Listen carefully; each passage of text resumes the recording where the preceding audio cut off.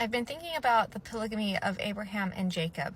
I've heard it said by members of the Church of Jesus Christ of Latter-day Saints that their polygamy was good or condoned by God because it produced the 12 tribes of Israel. Which got me thinking, is there any prophecy in Scripture before Abraham saying that there were supposed to be 12 tribes of Israel?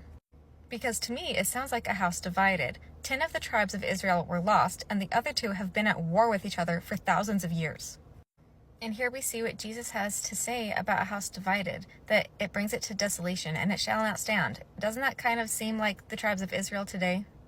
Now, there is so much to get into with Abraham and Jacob's polygamy that I just can't do it on TikTok. So please go to 132 Problems and watch her episodes on Abraham and Jacob's polygamy.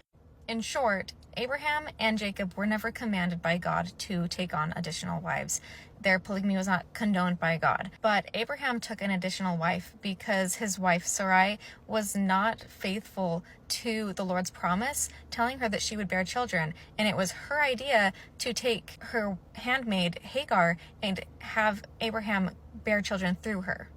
We can see that it brought on a lot of heartbreak and controversy in their home, and it caused a lot of problems. Bad fruits came from this marriage. Sarai was repentant and regretted her actions, and Abraham later kicked out Hagar and her children. Similarly, Jacob was never commanded by God to take wives. Rather, he was coerced by his father-in-law, who gave him Leah instead of Rachel to marry. And later, when Jacob was finally able to marry Rachel, Rachel was not bearing children. Only Leah was bearing children. So out of desperation to have children, Rachel gave Jacob her handmaid to bear children. And they end up all having a fertility war. There's so much contention and jealousy between the wives. They hate each other. None of these are good fruits. None of these are good things. Of all his wives that he was forced to sleep with, he really only loved Rachel, and her only son was his favorite son. He later gets sold into Egypt by his brothers. There's so much contention and jealousy and rage and hate in this family. It is heartbreaking. None of this was God's plan.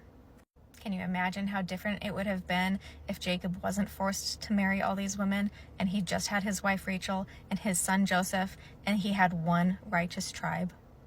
The house wouldn't be divided. It could really be a righteous branch. Yet Mormons think that their polygamy was still good because it wasn't condemned in the scriptures like Jacob 2, where it only condemns David and Solomon.